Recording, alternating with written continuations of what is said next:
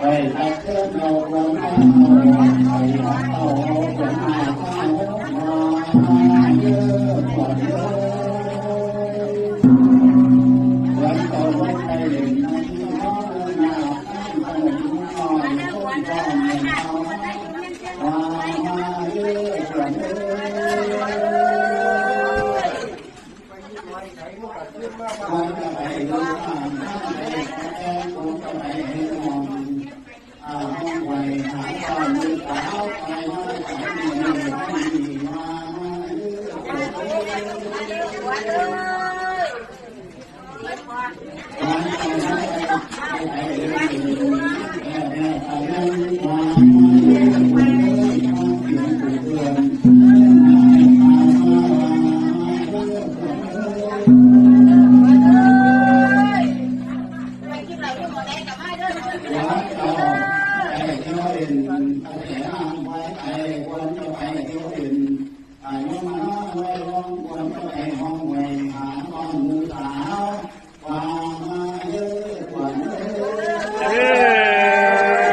เ